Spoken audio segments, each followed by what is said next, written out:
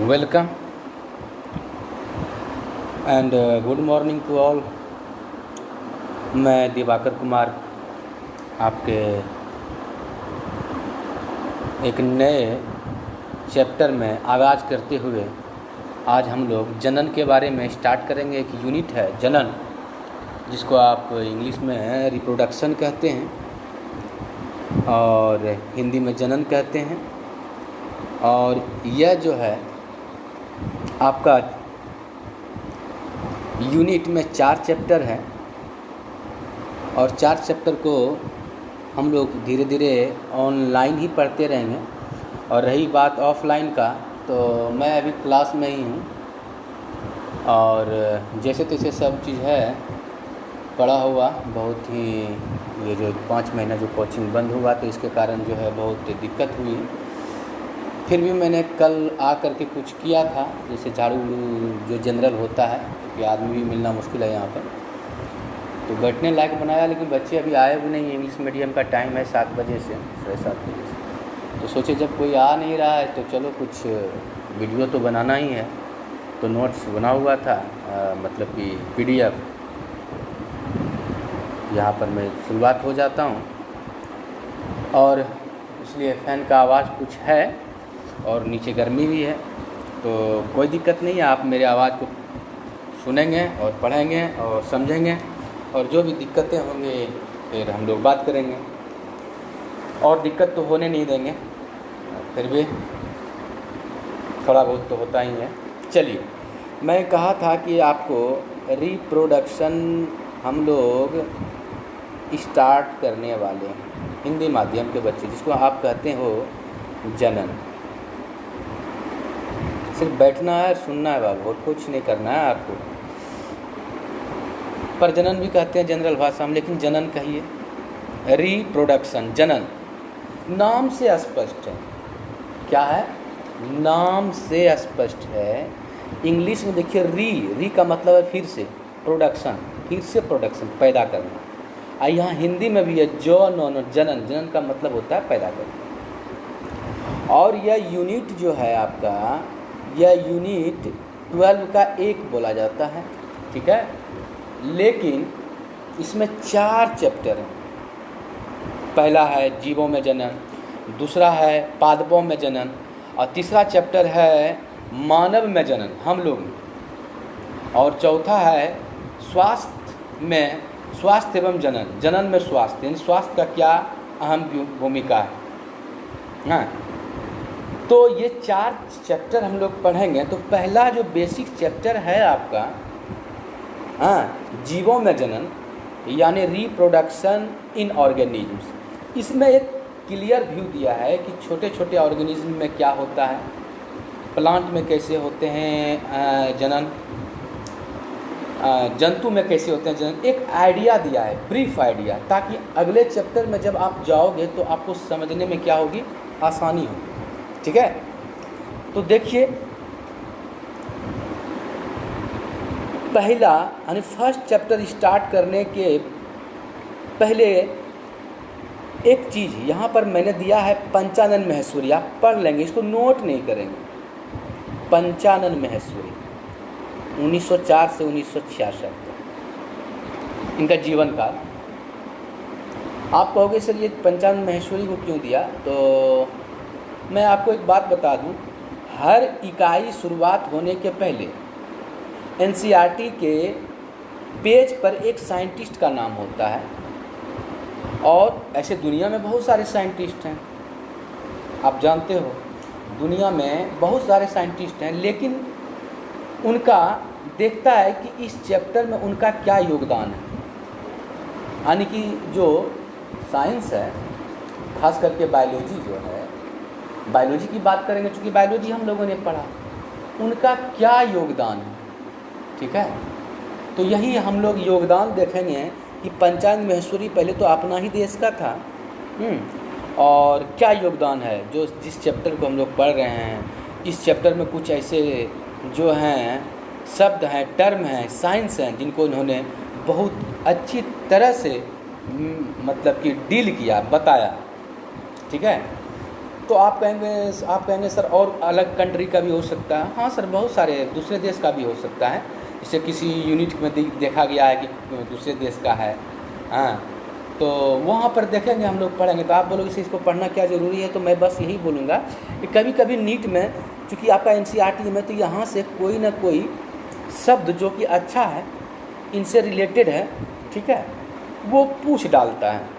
ख़ास करके तो पहले जो बिहार बोर्ड का हम लोग एग्ज़ाम दिया करते थे, तो उसमें क्या देखा था हमने कि इनके जीवनी के बारे में पूछ देते थे 5 नंबर में। अब वैसा नहीं करता है, मैं मानता हूँ, लेकिन फिर भी ऑब्जेक्टिव कुछ दे देते हैं। और कल जो है भागलपुर में शायद कहीं मीटिंग भी हुई थी कोचिंग के बारे में ओपन, लेकिन देखो कोई रिस्क लेना नहीं चाह रहा है। आप लोग बहुत परेशान किए, हम भागलपुर कुछ दिन पहले आ भी गए, लेकिन आके बैठे हुए हैं क्लास में, वीडियो बना रहे हैं, ठीक है। और सच बात कोई बच्चा नहीं आया, और आपका जो है नंबर ओपन है। कुछ बच्चे लोग फ़ोन कर रहे थे तो नंबर ओपन नहीं था।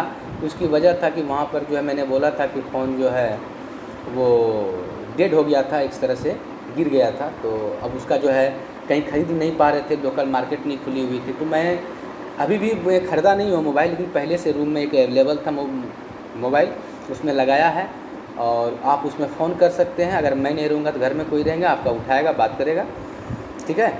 तो आप लोग फ्री, और मैं कोशिश करता हूँ कि रोज़ अब 1-2 वीडियो डालूँ। जब भागलपुर में हूँ तो डालना ही चाहिए, यानी कि भागलपुर में नहीं, ओपन हूँ, यहाँ पर देखते हैं। और जैसे कि आप लोगों ने बोला पूरा कुछ बच्चे प्रेशर दिए, सब खुल गया है सब। सर बगल में आपका कोचिंग है, कुछ कोचिंग है, देखे हैं, कोई कुछ नहीं, कहीं कुछ नहीं खुला है।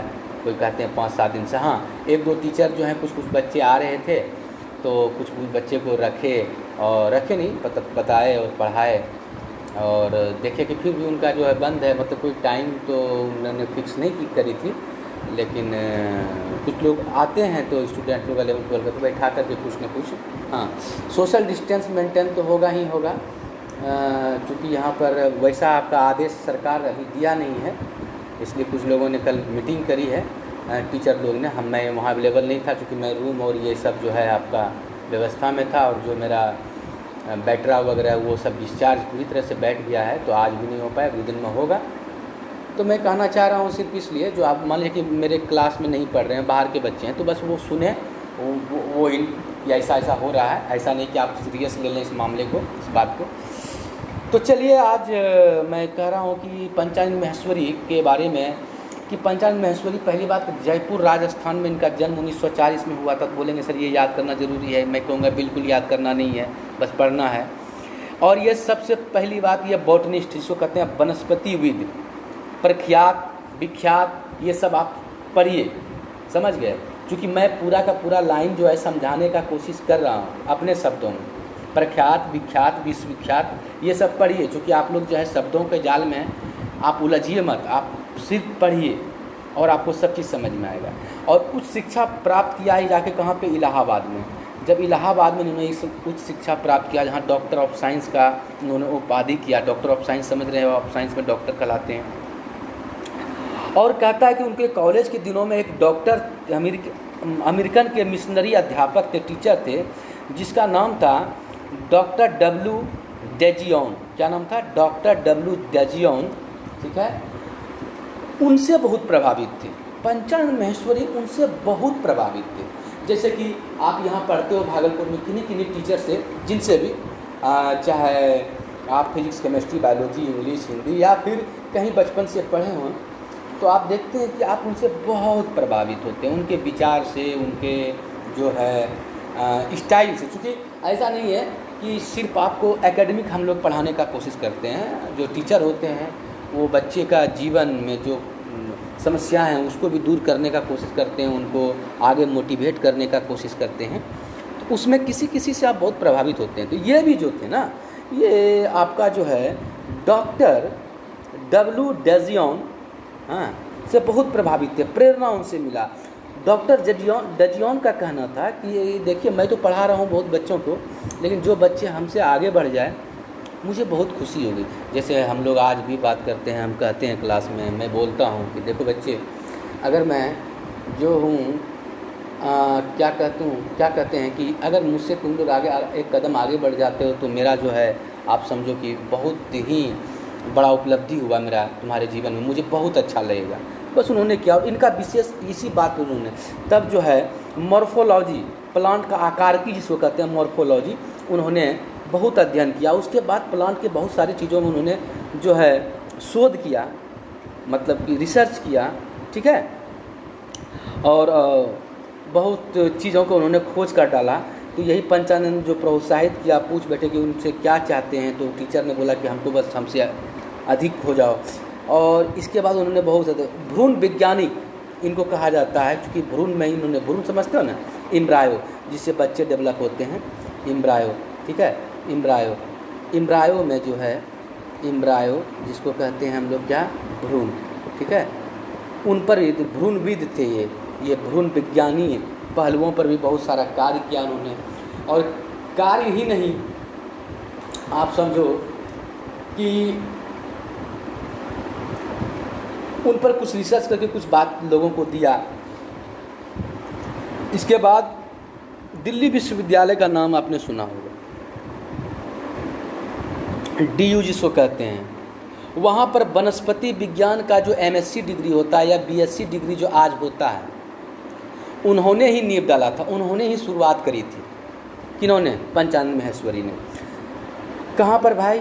DU में, यानी कि दिल्ली यूनिवर्सिटी में, जो आज वनस्पति विज्ञान की पढ़ाई होती है उन्हीं को श्रेय जाता है। इसके बाद बहुत सारा कृत्रिम संवर्धन के ऊपर काम किया, बहुत अपरिपक्व भ्रूण को कृत्रिम संवर्धन पर कैसे इसको डेवलप किया जाए पूरा प्लांट पर, ये सब उन्होंने देखा। परख नली समझते हैं ना, परख नली जिससे कि शीशे का बना होता है, इसमें निषेचन कराने का उनके पास जो है आइडिया आया कि जो जैसे कि निषेचन कैसे होता है, मेल गेमेट फीमेल गेमेट कहाँ पर निषेचन होता है बाप, तो जानते हो, यह शरीर के अंदर होता है, चाहे प्लांट हो चाहे एनिमल हो। लेकिन उन्होंने क्या किया, परख नली ग्लास में निषेचन कराया। ये सब उन्होंने बहुत विश्व भर में उनको जो है विख्यात किया हुआ, जय जयकार हुआ इनका। इसके बाद जो है बहुत जगह से फेलोशिप समझते हैं ना, जैसे कि आप बहुत अच्छे हैं तो आपको मैं फेलोशिप दूंगा, यानी कुछ पैसे दूंगा, आइए आप मेरे अंदर रिसर्च कीजिए, कुछ नया खोज कीजिए। तो फेलोशिप भी मिला था, जिसको आप कहते हो ये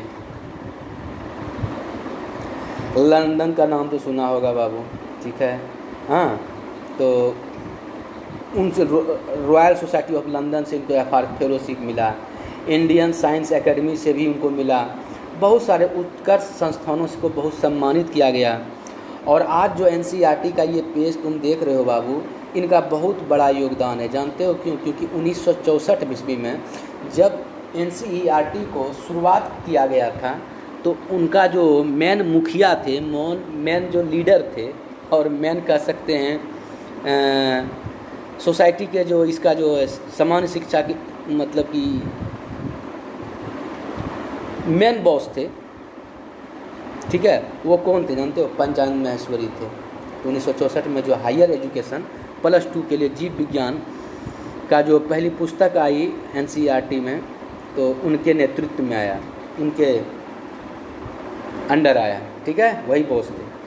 तो ये आपको बस सुनने के लिए, इसको लिखना नहीं है, बस आप 1-2 बार पढ़ो, सुनो, 1-2 पॉइंट लिख लेना कि इनका क्या योगदान है, और कुछ नहीं। डेट वगैरह नहीं पूछता है बाबू, कब कोई डेट मरा, कोई डेट मतलब कि जन्म लिया, ये सब नहीं पूछता है बायोलॉजी में, लेकिन फिर भी एक जानकारी होनी चाहिए।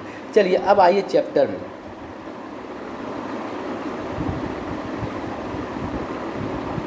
आ गए? देखिए चैप्टर में यहाँ पर है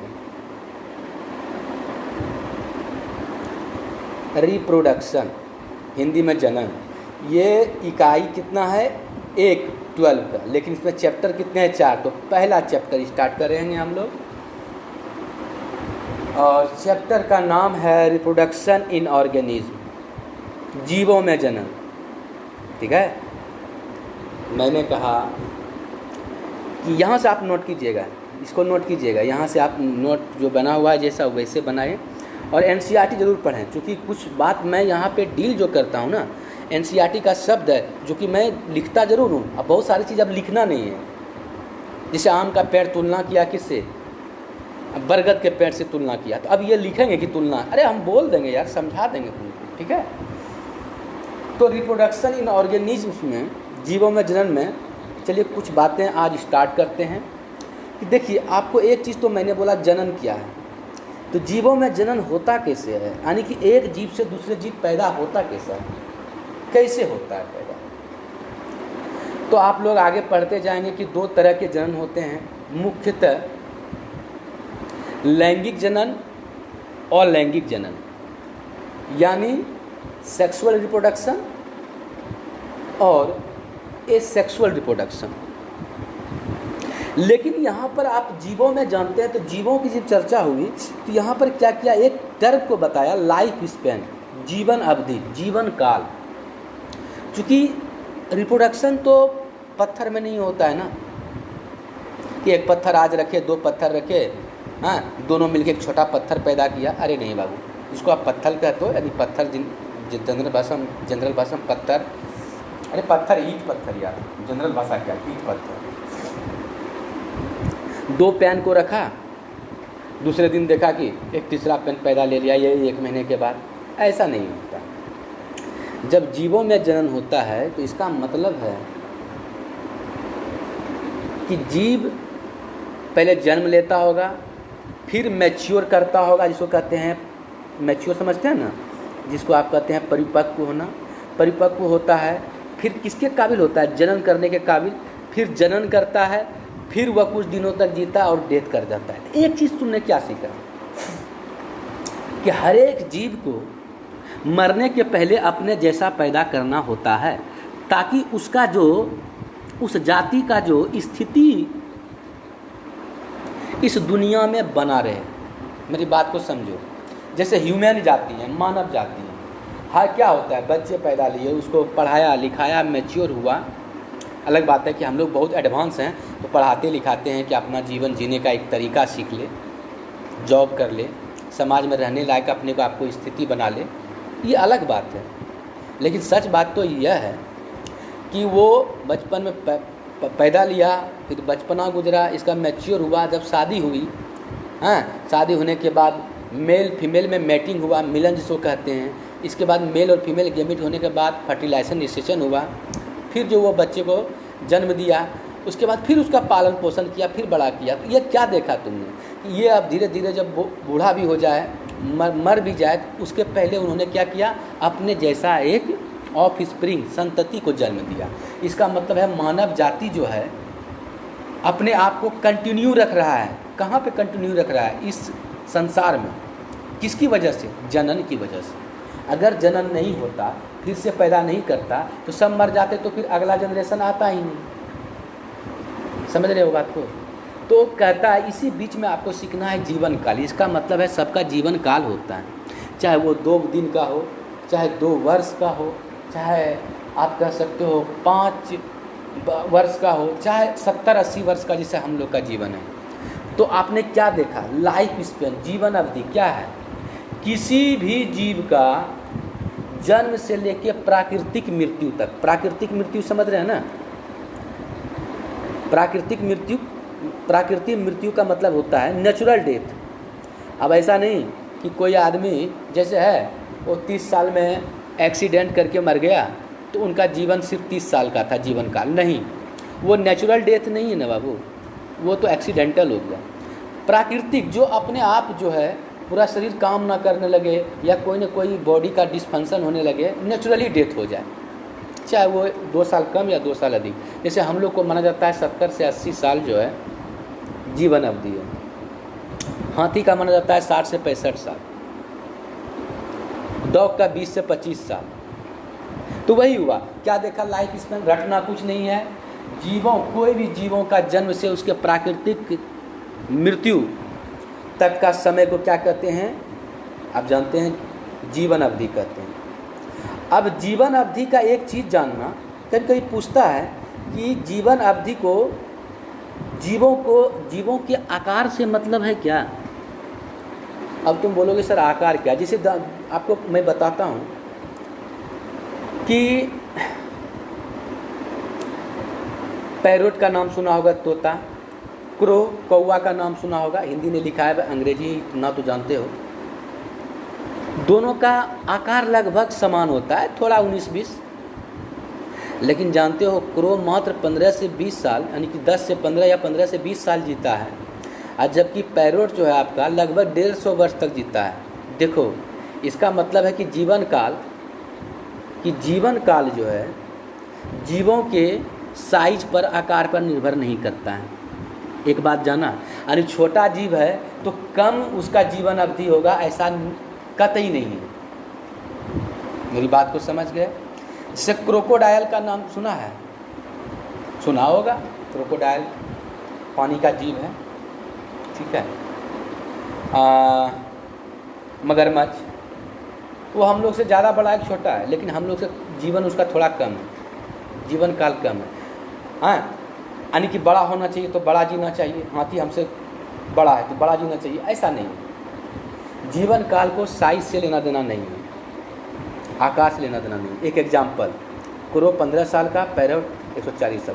मैंगो और पीपल लगभग एक साइज का होता है, लेकिन मैंगो जो है 40 से 50, 30 से 40 ऐसे जीता है, और जबकि पीपल जो है सर आपका 200, 150, 200, 250 वर्ष। आप पीपल का पेड़ अपने इर्द गिर्द नहीं देखे हैं क्या? तो जीवन काल साइज से निर्भर नहीं करता है। और एक चीज़ और, अगर जीवन काल है, इसका मतलब है कि कोई भी जीव अमर नहीं है, इमॉर्टल नहीं है। मेरी बात को समझें, कोई भी जीव इमॉर्टल नहीं है। इमॉर्टल समझ रहे हैं ना क्या? अमर नहीं है।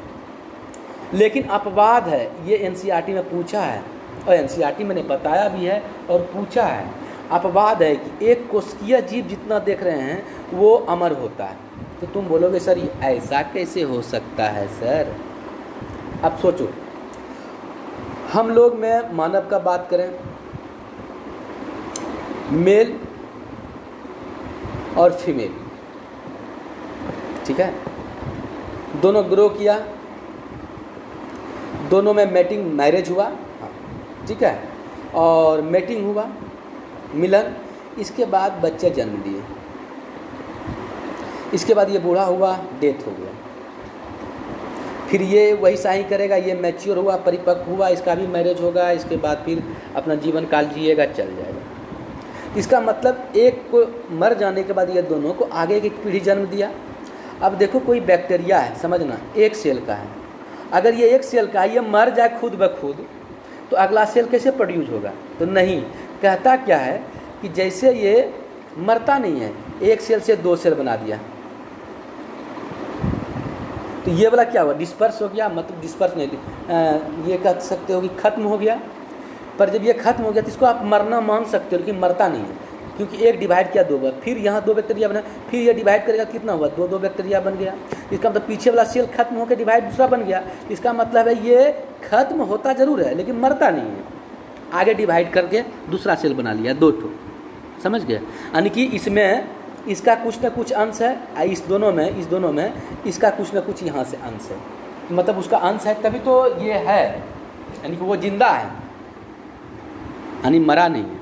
मरा किसको कहते हैं? जब डेथ हो जाए फिर से उसमें कोई जीवन क्रिएट करने की क्षमता नहीं हो। यहाँ भी वही है, यहाँ डिवाइड करके दूसरा बना लिया, ठीक है। तो कहता है जितने भी एक कोशिकीय जीव हैं जो 1 से 2, 2 से 4 ऐसे करके डिवाइड होता है बाबू, वो अमर होता है। चलिए इस चीज़ को समझना। अब एक एग्जाम्पल मैंने बताया है यहाँ पर, ध्यान दोगे और तुमको इसको बस पढ़ना है, क्योंकि एनसीईआरटी में था, फोटो भी दिया था। तो कुछ जीवों का जीवन काल पूछता है आपको, एनसीईआरटी क्या दिया है जितना भी, आपको बोलोगे सर बांस का जीवन काल, तुम्हारा इच्छा हो जाए तो तुम बोलोगे इमली का सर, कोई बोलेगा बरगद का, तो सब नहीं पढ़ना है, ऐसे कम से कम जो है लाखों स्पेसीज है, सबका जीवन काल ढूंढते ही रह जाओगे और याद करते ही रह जाओगे। और तुम लोग को इसलिए मैं प्रेशराइज करता हूँ कि अपने सिलेबस से चिपके रहो। अब तुम कहोगे सर, जैसे कोई लड़का पूछ दिया कि सर तीतर का कितना होता है, कोई बोल दिया कि गिरगिट्टी का कितना होता है, गिरगिट किसको कहते हैं, छिपकली, तो सर सबका हमको भी याद नहीं है, और ये याद क्यों करें हम? मैं पागल हूँ? और आपको पागल नहीं बनना है। बस जो सिलेबस में है उसको एक बार पढ़ना है। तो एनसीईआरटी इसी चीज़ को आपको पकड़ना है। एनसीईआरटी इसलिए कहते हैं कि इस चीज़ को आपको एनसीईआरटी बहुत मदद करता है कि हम लोग सिलेबस से बाहर नहीं जाएंगे। एग्जाम्पल के मामला में, एग्जाम्पल कभी भी नीट हो, चाहे बिहार बोर्ड, चाहे एम्स हो, कभी भी एनसीईआरटी से बाहर नहीं पूछता है। आप समझ लीजिए कि एनसीईआरटी में कहीं न कहीं वो एग्जाम्पल है, ठीक है। तो यहाँ पर जो है कुछ जीवों, जैसे एलिफेंट के बारे में दिया, 65 to 90 ईयर्स, साल तक जीता है, इसका जीवन अवधि। रोज़ जो है झाड़ी होती है 5 से 7 साल। डॉग जानते हो 20 से 30 साल। और जबकि आप जानते हो तितली, बस ये सब दिमाग में रखना है। तितली 1 से 2 सप्ताह तक। क्रो तो ऊपर में मैंने बताया था, कौवा 15 वर्ष। बनाना ट्री, केला का 20 से 25 वर्ष। आप जैसे काटोगे फिर दूसरा अंदर से उत्पन्न हो जाएगा, वो मरता नहीं है, ठीक है। ये कुछ एग्जाम्पल दिया। आप कहोगे सर इसलिए मैंने दिया, देखो एनसीईआरटी में क्या किया है कि कुछ का दिया है, कुछ को यहाँ भरना है, तो हमने भर दिया। ये गुलाब का है, ये हाथी है, कुत्ता है, ये जो है तितली का 1-2 हफ्ते का है, कौवा का 15 वर्ष है। तो ये फिगर जो है आप एक बार एनसीईआरटी देखोगे। मैंने इसलिए दिखाया कि आप तो देखते होंगे, आप तो बहुत चालाक बच्चे हैं, आप तो बहुत अच्छे से पढ़ते होंगे, मुझे विश्वास है। और बहुत लोग तो बस कहते हैं कि लेक्चर में मन ही नहीं लगता है। मेरा लेक्चर हो चाहे कहीं का हो, आपको एक जगह तो चिपकना ही पड़ेगा। मदद आप 2 जगह से ले सकते हैं, 3 जगह से ले सकते हैं, लेकिन आपको चिपकना ही पड़ेगा। तो जो मैं तो यहाँ पे नोट्स बना के देता हूँ, आपको अगर समझ में आता है तो आप चिपकिए और पढ़िए और एनसीईआरटी को ज़रूर देखिए, इसलिए मैं यहाँ पर देता हूँ, ठीक है। केला का आपको गाय, तोता को 40 वर्ष देखो, कुछ का दिया है, कुछ को भरना है आपको। मगरमच्छ देखो कितना 60 वर्ष का है। घोड़ा, सब लिखा है मैंने। तो यहाँ पर मैंने सबको अपना लिख दिया है, क्योंकि फिगर में नहीं भर के मैंने डायरेक्ट लिखा है। तो ऊपर में जो कुछ छूटा था, तो कौ का नाम सुने हो, कौ का 15 से 25 वर्ष। पैरोट 150 वर्ष, लगभग 140 वर्ष। क्रोकोडाइल मगरमच्छ 60 वर्ष। हॉर्स 62 वर्ष, 65 वर्ष भी कह सकते हैं। फ्रूट फ्लाई, फल वाला मक्खी, एग्जाम्पल जेनेटिक्स में देते थे, याद है, ड्रोसोफिला इसका नाम था। ये भी 20 से 30 वर्ष मत बोल दियो, यहाँ पर मिस्टेक मत कर देना। 20 से 30 डेज, यानी कि 3 से 7 सप्ताह। और राइस प्लांट धान के खेत में है, जानते हो ना कितना, 3 से 4 महीना। अब लगभग जो है 1.5 से 2 महीना होने वाला है, 2.5 महीना, पता है ना, 2 महीना खेतों में अभी हो रहा है समय। गांव से हो ना, अगर नहीं भी हो तो भी जानो, अभी धान का सीजन है बाबू, खास करके बिहार, यूपी, बंगाल, ये सब में इधर के सीजन में जो होते हैं 3 से 4 महीने में धान आपका लगभग हो जाएगा, जो 2 से 2.5 महीना चल रहा है। तो इसका जीवन अवधि है। इसके बाद टॉर्टोइज, कछुआ का नाम सुने हो ना, सुना ही है।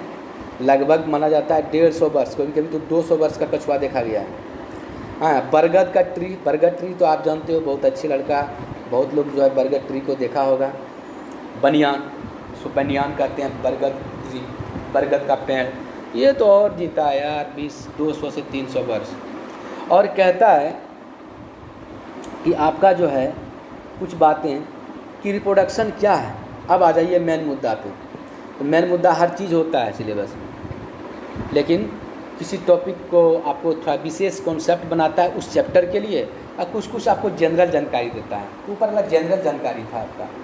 कहता है रिप्रोडक्शन क्या है। तो सबसे पहली बात यह है कि यह जो है जीव विज्ञानीय प्रक्रम है, यानी कि बायोलॉजिकल प्रोसेस है।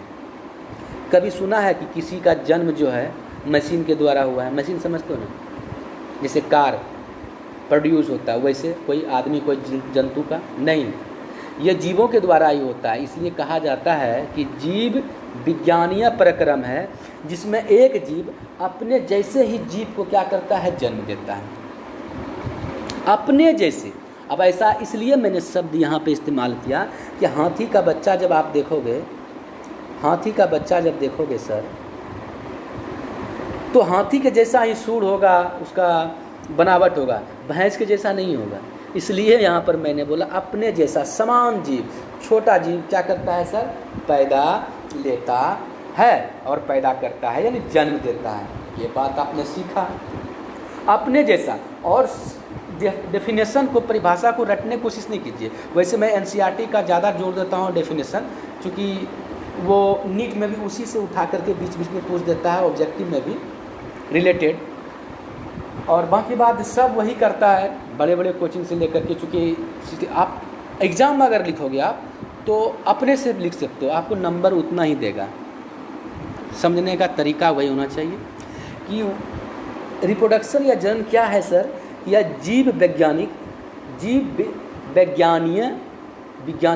समझते हैं, विज्ञानीय प्रक्रम है, प्रोसेस है, बायोलॉजिकल प्रोसेस है, जिसमें एक छोटे जीव अपने जैसा समान जीव को जन्म देता है, और वह जो जीव होता है, जो जन्म लिया, संतति कहलाता है। वह संतति फिर से वृद्धि करता है, फिर से परिपक्व होता है, और फिर से संतति को क्या करता है, जन्म देता है।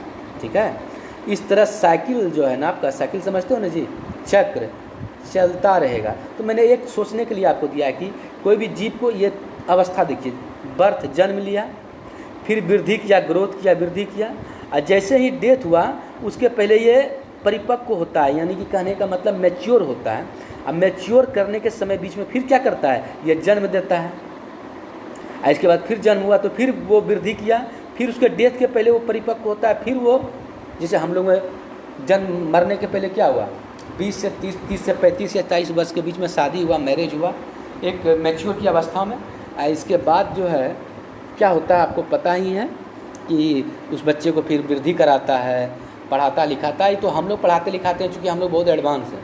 अरे तो कौन जानवर को देखते हो कि जंगल से आता है पढ़ने के लिए भागलपुर या पटना या फिर कोटा। ये तो हम लोग जीवन में एक एडवांस एनिमल हैं, हम लोग जंतु जो हैं एडवांस हैं, और एडवांस जब जंतु हैं तो हम लोग को क्या है, इस वातावरण, इस वर्ल्ड को जो है एक धोने का क्षमता है कि कैसे हम लोग इसको आगे बढ़ा दें।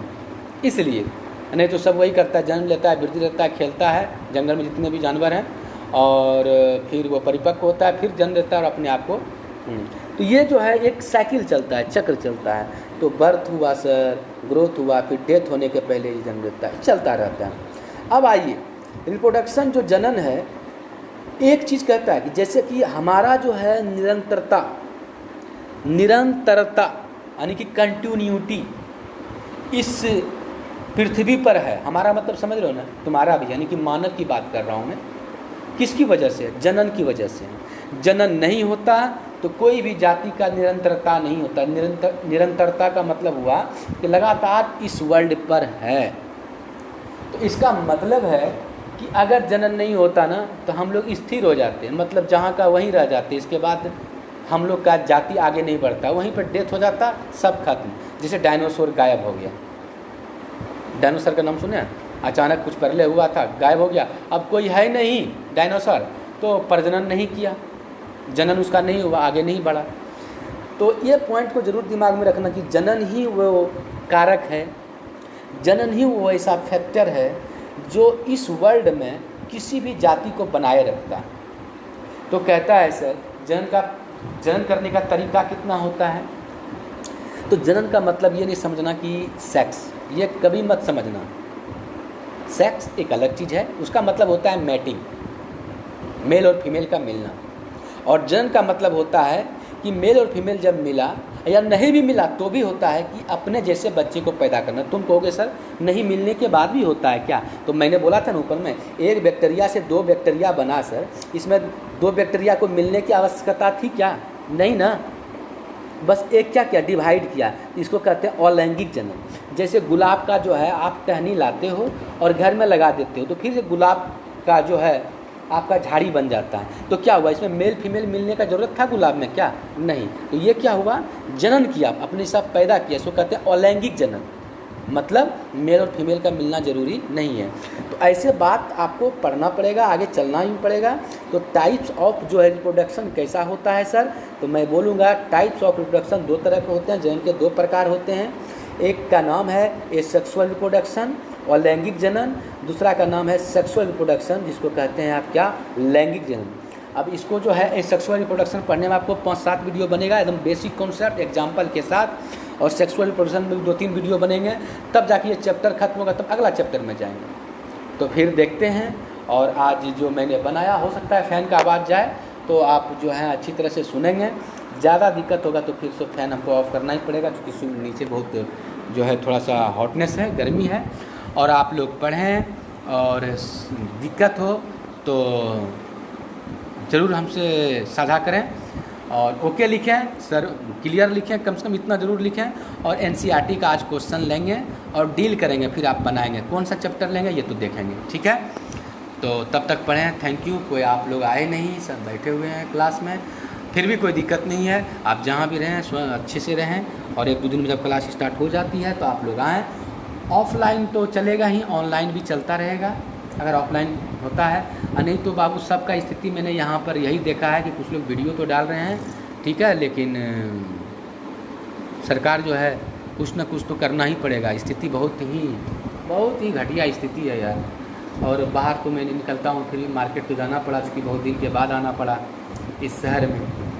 गांव चले गए थे, सब चीज़ डेरा में जैसे तैसे देखा। अभी तो पूरी तरह से साफ़ भी नहीं हुआ, 3-4 दिन से मैं कर रहा हूँ। और ये जो जहाँ पे मैं इंस्टीट्यूट में हूँ वहाँ तो बिल्कुल नहीं साफ़ हुआ है, बट आपको बैठने लायक में बना दिया। फिर भी कोई नहीं आया जी हमको यहाँ पे। बच्चा लोग कितना परेशान कैसे करते हो हमें, सर जा रहे नहीं, सब भागलपुर में है, सब क्या कर रहे हैं। और हम सब चीज़ पता करके रखे थे, कोई नहीं है। लेकिन फिर भी आप लोग के लिए मैं आया हूँ, और आप लोग आएंगे मास्क ज़रूर पहन के आएंगे, और दूर डिस्टेंस मेंटेन करके रखेंगे। आइए देखते हैं आप लोग के क्या क्या हो पाता है यहाँ पर, और ऑनलाइन क्या कर पाते हैं, ठीक है। चलिए पढ़िए। Thank you.